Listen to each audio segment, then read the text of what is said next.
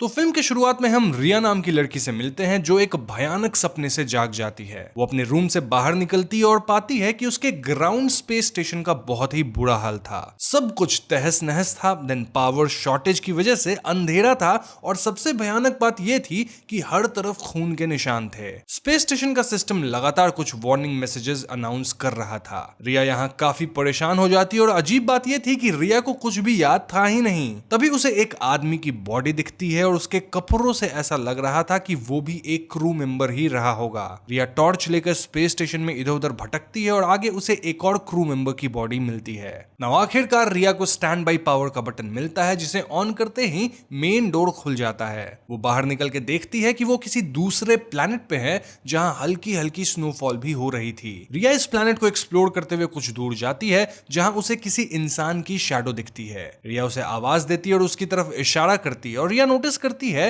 कि जो भी मूवमेंट वो कर रही थी शैडो भी बिल्कुल वैसे ही मूव कर रहा था। तभी अचानक से वो शैडो गायब हो जाता है और रिया उसे फॉलो करने आगे बढ़ती है, लेकिन आगे एक गहरी खाई थी जिसमें वो गिरते गिरते ही बचती है। तभी रिया को सांस लेने में दिक्कत होने लगती है और उसे बहुत जोर की खांसी उठती है। उसे डिजीनेस फील होने लगता है जिससे रिया समझ जाती है कि ये जो भी फॉरेन प्लैनेट है यहाँ का एयर ब्रीदेबल पूरी तरह से नहीं है। वो किसी तरह वापस अंदर जाती है और यहाँ हम एक फ्लैशबैक देखते हैं। फ्लैशबैक में हम देख पाते हैं कि रिया अपने फेलो क्रू मेंबर्स के साथ बैठकर लंच कर रही होती है। क्रू में रिया के अलावा 4 और लोग थे एंड दे वर आदि, केविन, क्लार्क एंड डेविस। इस फ्लैशबैक को देख के हम ये समझ पाते हैं कि मूवी के स्टार्ट में जो बॉडीज रिया को मिली थी वो आदि और केविन की थी। खैर यहाँ हमें पता चलता है कि ये लोग प्लैनेट KOI 442 पे हैं और ये लोग जल्द ही बाहर निकलने का प्लान बना रहे थे। उनका मानना था कि इस प्लैनेट का एयर अब ब्रीदेबल हो चुका है। यहाँ हम देख पाते हैं कि इन लोगों के बीच कोई हिडन टेंशन है जिस वजह से ये एक दूसरे से बहुत खुश नहीं है।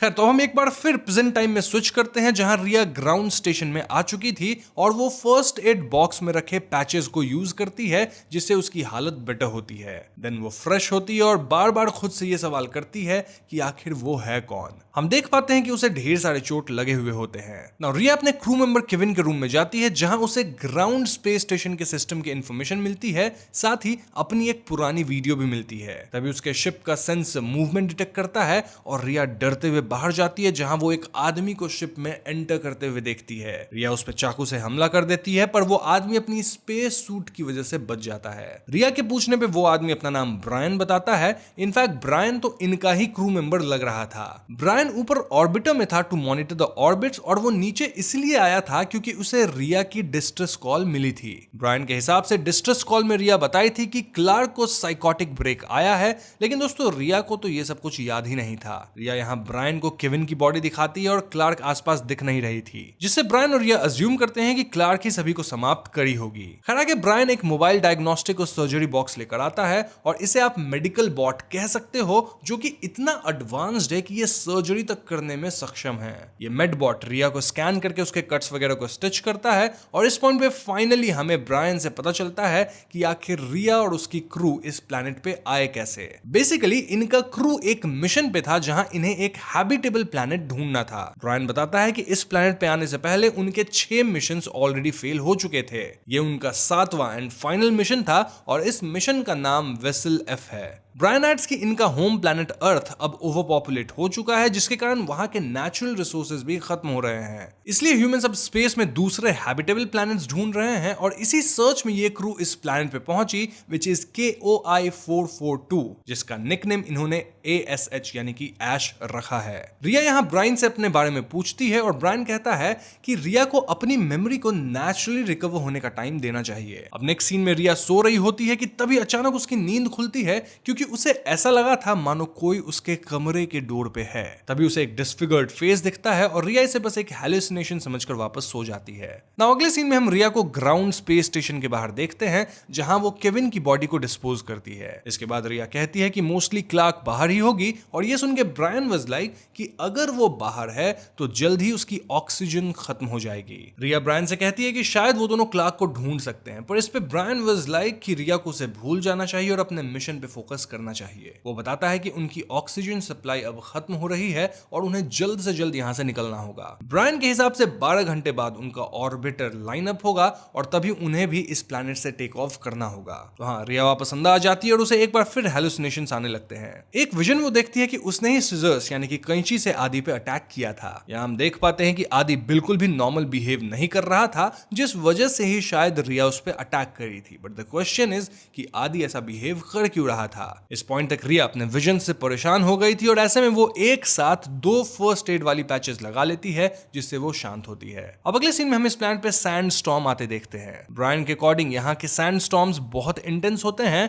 और तभी रिया ब्रायन को बताती है कि उसे अब कुछ बातें याद आ रही है और ये सुन के ब्रायन चौंक जाता है। वो बताती है कि उसे केविन से रिलेटेड कुछ बातें याद आई हैं, पर उसे नहीं पता कि वो सच था या उसके हेलुसिनेशंस का पार्ट है। ब्रायन कंफर्म करता है कि वो विजन्स मोस्टली सच होंगे क्योंकि रिया और केविन काफी क्लोज थे। तभी सैंड स्टॉर्म की वजह से उनके ग्राउंड स्पेस स्टेशन में कहीं डेंट पड़ जाता है, जिसकी वजह से ऑक्सीजन लेवल्स कॉम्प्रोमाइज हो जाते हैं। ये कॉम्प्रोमाइज इतना घातक था कि हर मिनट ये लोग 10 hours of breathable oxygen lose कर रहे थे और ऐसे में रिया फौरन डेंट को ढूंढ के रिपेयर करती है। ऑल्दो यहाँ रिया को अंदर कुछ आवाजें सुनाई देती है, साथ ही कुछ डरावने विजन्स भी आते हैं। अब डेंट रिपेयर होने के बाद हमें पता चलता है कि रिया की कुछ मेमोरीज वापस आ चुकी है और वो ब्रायन को बताती है कि क्लार्क एक पैथोजन के कांटेक्ट में आ गई थी और उसी इन्फेक्शन की वजह से यहाँ एक तरह का साइकोटिक ब्रेक ट्रिगर हो गया था। ब्रायन और रिया की बातों से हम ये समझ पाते हैं कि रिया ये जानना चाहती थी कि आखिर उसके क्रू मेंबर्स के साथ क्या हुआ था, लेकिन ब्रायन इसमें इंटरेस्टेड नहीं था। वो कहता है कि वो लोग ऑलरेडी अपना 30% ऑक्सीजन लूज कर चुके हैं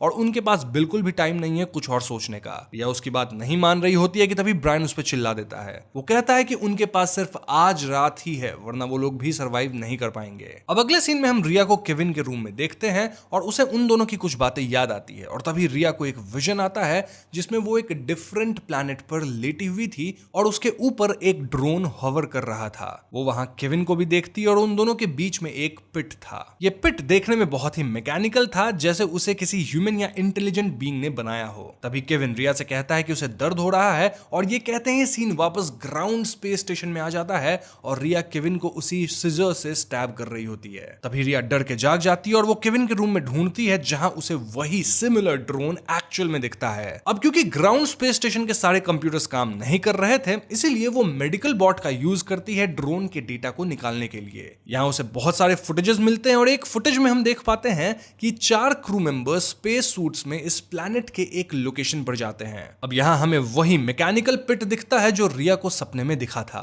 सभी क्रू मेंबर्स इस पिट को देख के बहुत ज्यादा एक्साइटेड हो जाते हैं। क्यों? क्योंकि ये पिट नेचुरली मेड नहीं था, बल्कि इसे बनाया गया था बाय सम एलियन स्पीसीज। दरअसल ये जो प्लैनेट है वो पहले हैबिटेबल नहीं था, लेकिन इन मैकेनिकल पिट्स को किसी इंटेलिजेंट बीइंग्स ने क्रिएट किया, जिस वजह से अब ये प्लैनेट हैबिटेबल हो गया है। यानी कि ऐसी टेक्नोलॉजी एग्जिस्ट करती है जो कि इनहैबिटेबल प्लैनेट्स को हैबिटेबल बना सकती है। और अगर ये टेक ह्यूमंस के हाथ लग जाता है तो it will be a great achievement. Humans literally किसी भी प्लैनेट पे जाके उसे हैबिटेबल बना सकते हैं अगर प्लैनेट उस लायक हो। तो इसीलिए सभी बहुत खुश हो रहे थे, लेकिन इनके दिमाग में ये नहीं आया कि अगर कोई एलियन स्पीशीज ऐसा टेक बना सकती है तो वो ह्यूमंस को भी खत्म करने में सक्षम होगी। खैर, यहाँ डेविस पिट की गहराई चेक करने के लिए अंदर एक पत्थर फेंकता है और उसके ऐसा करते ही पिट रिएक्ट करता है। पिट के अंदर काफी सारी लाइट्स जलने लगती है और तभी अचानक वो स्टोन पिट से वापस उड़ता हुआ आता है और डायरेक्टली डेविस के फेस शील्ड को तोड़ता है, जिससे डेविस समाप्त ही हो जाता है। ये देखकर सभी पैनिक करने लगते हैं और यहां हम समझ पाते हैं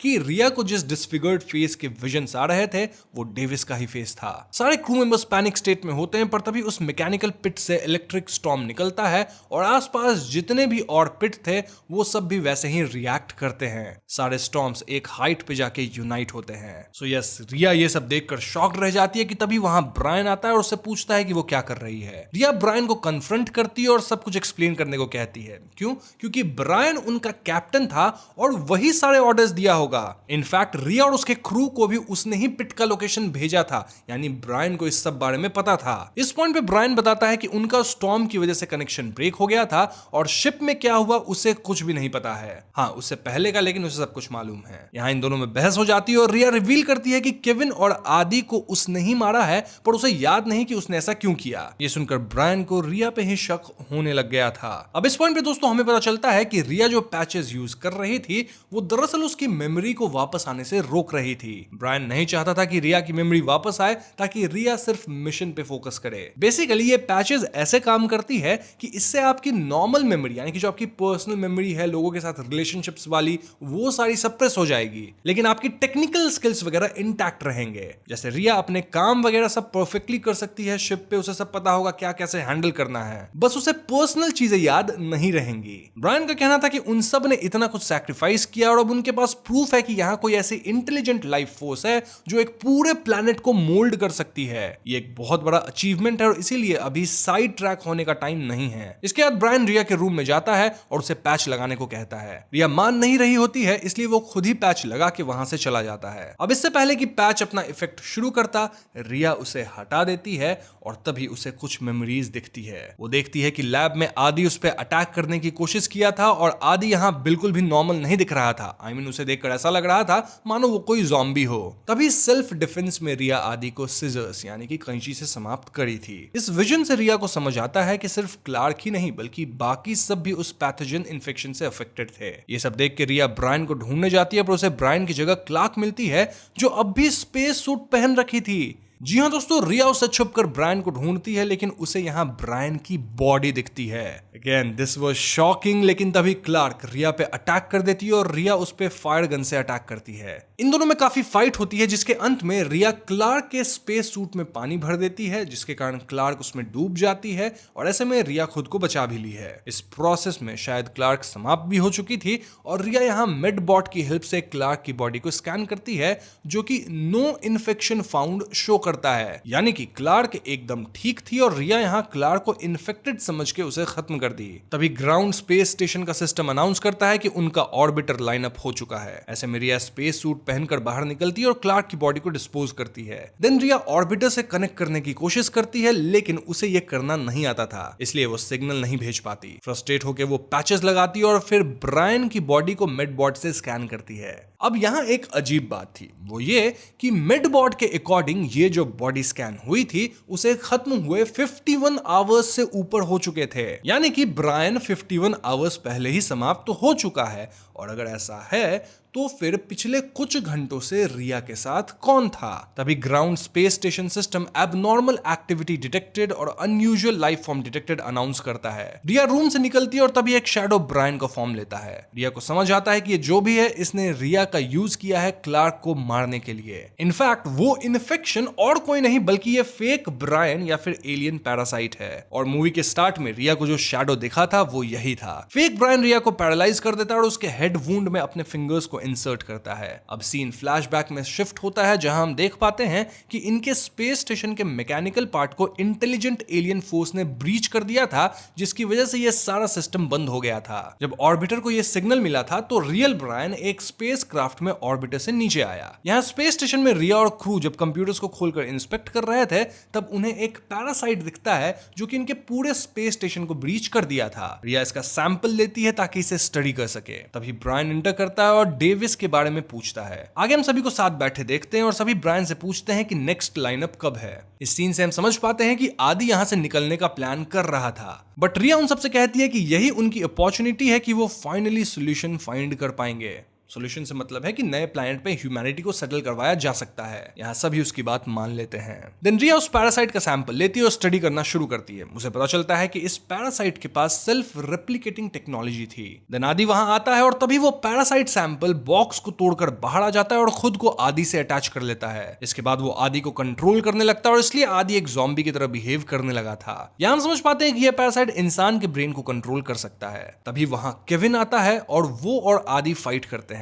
इस फाइट के दौरान केविन आदि पर सीजर से अटैक कर देता है, पर इससे पहले कि आदि समाप्त होता वो पैरासाइट केविन में एंटर कर जाता है, जिसके बाद एज एक्सपेक्टेड केविन रिया पे अटैक कर देता है। क्लार्क रिया को बचाती है पर केविन क्लार्क पे भी अटैक कर देता है। तभी वहां ब्रायन आता है और ये सब देख के शॉक्ड हो जाता है। ब्रायन को देखकर केविन उसके पीछे जाता है और उसे खत्म कर देता है। इधर रिया क्लार्क को स्पेस सूट पहनाती है और स्पेस स्टेशन के बाहर निकलने में हेल्प करती है। अब स्पेस स्टेशन में सिर्फ रिया और वो पैरासाइट बचे थे। इनफैक्ट सर पे लगे चोट की वजह से रिया डिजी फील फील करने लग गई थी। देन यहाँ वो केविन से मिलती है जो उसे नॉर्मल आवाज में सॉरी कहता है, लेकिन हम सब जानते हैं केविन के अंदर कौन है। रिया उसे स्टैब करती है, जिसके बाद वो पैरासाइट केविन से रिया में चला जाता है, पर बाकी सब की तरह ये पैरासाइट रिया को ट्रांसफॉर्म नहीं करता। रादर ये पैरासाइट खुद को रिया के माइंड में अटैच कर लेता है और रिया से बात करना शुरू करता है। वो पैरासाइट बताता है कि ये प्लैनेट उनका है और उन लोगों ने बहुत मेहनत लगाई थी इसके पीछे, यानी कि प्लैनेट को हैबिटेबल बनाने में, इसीलिए ये एलियंस किसी को भी उनके प्लैनेट को लेने नहीं देंगे। वो पैरासाइट बताता है कि उसने रिया की मेमोरीज को देखा है और उन लोगों ने रिया को चुना है अपने मिशन के लिए। यहीं पे फ्लैशबैक एंड होता है और सीन प्रेजेंट में आती है,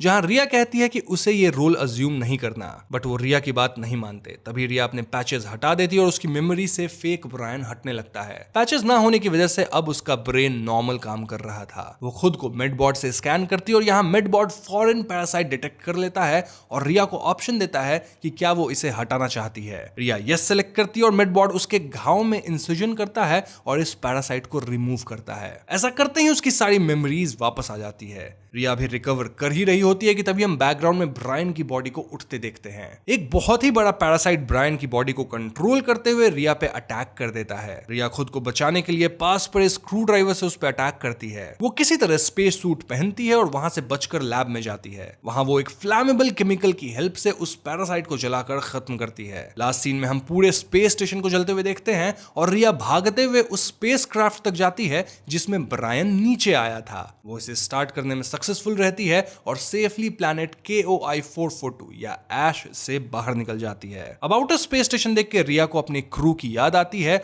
और वो उनके साथ स्पेंड किए मोमेंट्स को याद करती है। इसी पॉइंट पे फाइनली मूवी खत्म होती है। अब दोस्तों मूवी के अंदर एक पोस्ट क्रेडिट सीन भी है जो कि काफी भयानक है। इस सीन में हम ऑर्बिटर वाले स्पेस स्टेशन को देखते हैं और इसे पूरी तरह से पैरासाइट्स ने जकड़ लिया था। जी हां दोस्तों, दिस इंडिकेट्स कि ये पैरासाइट्स ऑर्बिटर स्टेशन तक ऑलरेडी आ चुके हैं और अब शायद पृथ्वी तक भी आ जाएं। इस पॉइंट पे पोस्ट क्रेडिट सीन भी खत्म होती है। तो दोस्तों ये थी ऐश मूवी की कहानी और अब हम फिल्म से जुड़ी ढेर सारी थियरीज पे बातें करेंगे। सबसे पहले तो ये सवाल उठता है कि आखिर ये एलियन पैरासाइट चीज क्या थी और उनका प्लैनेट KOI 442 और ऐश पर क्या मकसद था। देखो मूवी देख के ये साफ है कि ये कोई मामूली कीड़े मकोड़े नहीं थे, बल्कि एक हाईली इंटेलिजेंट एलियन स्पीसीज थे जिन्होंने बहुत मेहनत लगाई थी इस प्लैनेट को हैबिटेबल बनाने में। उनका क्लियर इंटेंशन था अपने बनाए हुए प्लैनेट को प्रोटेक्ट करना और वो किसी को भी उनके प्लैनेट को लेने नहीं देंगे। इन पैरासाइट्स की खासियत थी कि ये इंसान के ब्रेन को कंट्रोल कर सकते थे, जैसा हमने आदि केविन और फिर फेक ब्रायन के कैरेक्टर में देखा। और तो और इनके पास सेल्फ रेप्लिकेटिंग टेक्नोलॉजी भी थी जिससे ये और भी खतरनाक हो जाते हैं। मतलब पोस्ट क्रेडिट में अगर वो स्पेस स्टेशन पे हैं और अर्थ पे अगर आ जाते हैं तो वो अपने आप को रेप्लिकेट कर लेंगे वहां बहुत ज्यादा। इसके अलावा इनकी टेक्नोलॉजी भी हम ह्यूमन से ज्यादा एडवांस है, तभी तो वो ऐसा पिट बना लिए थे जिससे वो पूरे प्लैनेट को ही मोल्ड ऐसा कर दिए कि वो हैबिटेबल हो गया। वैसे यहाँ एक और थियरी ये कहती है कि ऐश प्लैनेट पे कोई और एलियन स्पीशीज रही होगी जो कि उस प्लैनेट को हैबिटेबल बनाई होगी, यानी उनकी टेक्नोलॉजी उतनी एडवांस थी और ये जो पैरासाइट जैसे एलियन है ये जस्ट टेक ओवर करके वहां रहने लगे होंगे। जो भी है ये स्पीशीज काफी इंटेलिजेंट है फॉर श्योर और मैं पहली थ्योरी में ही मानता हूं कि इनका ही ये टेक्नोलॉजी था। फिल्म में एक जगह पैरासाइट रिया को बताता है कि उन्होंने रिया को अपने मिशन के लिए चुना है, लेकिन ये मिशन आखिर था क्या, ये एक मिस्ट्री ही रह जाती है। ऑल्दो मैं अपनी समझ से आपको बता सकता हूं कि ये मिशन क्या हो सकता है। तो पहला मिशन तो यही हो सकता है कि एलियन पैरासाइट रिया के थ्रू पृथ्वी वासियों तक ये मैसेज पहुंचाना चाहते होंगे कि तुम लोग ऐश प्लैनेट पे दोबारा कदम मत रखना, यानी ये एलियन पैरासाइट बस अपने बनाए हुए प्लैनेट को प्रोटेक्ट करना चाहते थे। बट देन एक और बड़ा सवाल ये है कि क्या ये एलियन पैरासाइट्स अर्थ पे भी आना चाहते थे। इस थ्योरी को बल मिलता है जब हम देखते हैं कि कैसे नकली ब्रायन, जो असल में वो एलियन पैरासाइट था, वो रिया को बार बार प्लैनेट से निकलने के लिए उकसा रहा था। पहले तो लगा कि वो रिया की मदद कर रहा है, लेकिन क्लाइमैक्स में रिया को समझ आता है कि इसने रिया का यूज किया था क्लार्क को समाप्त करने के लिए। पर क्या उस एलियन पैरासाइट का मकसद सिर्फ क्लार्क को रास्ते से हटाना था या फिर रिया के जरिए उसके अंदर छुपकर अर्थ तक पहुंचना था। जी हां दोस्तों, क्योंकि अगर रिया प्लैनेट से निकलती है तो पैरासाइट भी उसके साथ निकल जाता। एलियंस का यह कहना है कि ह्यूमंस उनके प्लैनेट को लेने आए हैं और वो ऐसा होने नहीं देंगे। ये भी इस बात पे इशारा करता है कि वो शायद रिया को और खुद को अर्थ भेजकर कोई वार्निंग देना चाहते थे या फिर अर्थ को ही अपना अगला शिकार बनाने का प्लान कर रहे थे, यानी पृथ्वी वासियों को वहां आके खत्म कर देंगे और अर्थ पे अपना एक नया घर बनाएंगे। इसी से जुड़ता है मूवी का पोस्ट क्रेडिट सीन जो काफी टेंशन क्रिएट करता है। सीन में हम देखते हैं कि ऑर्बिटर वाला स्पेस स्टेशन पूरी तरह से पैरासाइट ने जकड़ लिया था। इसका मतलब है कि ये खतरा सिर्फ प्लेनेट ऐश तक सीमित नहीं रहा। पैरासाइट्स अब ह्यूमन टेक्नोलॉजी का इस्तेमाल करके ऑर्बिट तक पहुंच चुके हैं, और क्योंकि ऑर्बिटर तक पहुंच ही चुके हैं तो इनके लिए पृथ्वी तक आना भी कोई बड़ी बात नहीं होगी। ये पोस्ट क्रेडिट सीन सीधा सीधा एक पॉसिबल सीक्वल की जमीन तैयार करता है, जिसमें शायद अर्थ को इन पैरासाइट से जूझना पड़ेगा। हो सकता है रिया का प्लैनेट से बच निकलना अनजाने में आफत को अर्थ के और करीब ले आया हो। अब अगर हम फिल्म के थीम्स की बात करें तो प्रिजर्विंग नेचुरल रिसोर्सेज का मुद्दा काफी अहम लगता है। मूवी देख के शुरू में ही पता चलता है कि अर्थ ओवर पॉपुलेट हो चुका है, जिसके कारण वहां के नेचुरल रिसोर्सेज भी खत्म हो रहे हैं। इसी मजबूरी में इंसान नए हैबिटेबल प्लैनेट्स की तलाश में निकले हैं। बट देन आप यहाँ विडंबना देखिए कि जिस प्लैनेट को वो एक नए रिसोर्स की तरह देख रहे थे वो ऑलरेडी किसी और एडवांस स्पीसीज का घर था। मतलब उन्होंने अपने लिए उस प्लैनेट को मोल्ड किया था। एलियंस का ये कहना कि ये प्लैनेट उनका है, ये हमें सोचने पे मजबूर करता है कि कैसे हम इंसान रिसोर्सेज के लिए दूसरी जगहों पे कब्जा करने निकल पड़ते हैं बिना वहां के मूल निवासियों की परवाह किए। लेकिन जो हमारे पास ऑलरेडी है उसे हम ठीक से बचा के यूटिलाइज नहीं करते हैं, रादर बस एक्सप्लॉइट करते रहते हैं। तभी तो हमारी नेचुरल रिसोर्सेज डिप्लीट हो रही है, जबकि अगर ठीक से इस्तेमाल किया जाता तो ऐसा नहीं होता। मूवी यही संदेश देना चाहती है कि अपने नेचुरल रिसोर्सेज को बचाना कितना जरूरी है। इसके अलावा मूवी में हम रिया को मेडिकल पैचेस का इस्तेमाल करते देखते हैं जो कि उसकी पर्सनल मेमोरी और पेन को सप्रेस करती है, लेकिन रिया की फंक्शनल मेमोरी इंटैक्ट रहती है जिससे वो अपने काम को ठीक ढंग से कर पाती थी। देन फिल्म में दिखने वाला जापानीज मेडबॉट भी काफी एडवांस था, जिसकी मदद से रिया काफी कुछ अनकवर कर पाई। वेल इसका कोई क्लियर आंसर तो नहीं है। आई मीन उन्होंने शायद रैंडमली रिया को चुना होगा क्योंकि उन्हें बस एक इंसान को जिंदा वापस भेजना था जिसके साथ या तो वो जा सके या फिर जिसके जरिए वो मैसेज पहुंचा सके, या फिर पैरासाइट ने रिया को इसलिए चुना क्योंकि उसके पास क्रू के इंपॉर्टेंट मेंबर्स की मेमोरीज थी, जैसे केविन और आदि की। ये मेमोरीज पैरासाइट को अपने मिशन को कंप्लीट करने में हेल्प करती हैं। रिया के पास वो पर्सनल डेटा था जो पैरासाइट के लिए क्रिटिकल था, इसलिए उसे चूज किया गया होगा। एक और कारण ये भी हो सकता है कि पैरासाइट को ऐसे इंसान की जरूरत थी जो पूरी तरह से कंट्रोल्ड ना हो, लेकिन जिसकी माइंड को वो थोड़ा मैनिपुलेट कर सके। रिया को सिलेक्ट करना इसलिए लॉजिकल था क्योंकि उसका दिमाग इतना स्ट्रांग था कि वो पैरासाइट के इन्फ्लुएंस को काफी टाइम तक बेयर कर सकती थी, लेकिन वो पूरी तरह से कंट्रोल में भी नहीं थी। इसलिए पैरासाइट ने रिया को अपने मिशन के लिए परफेक्ट टूल समझा जिससे वो अपने गोल तक पहुंच सकते थे बिना किसी सस्पिशन के। और पैरासाइट का गोल क्या हो सकता है? वेल ये तो हम ऑलरेडी डिस्कस कर ही लिए हैं।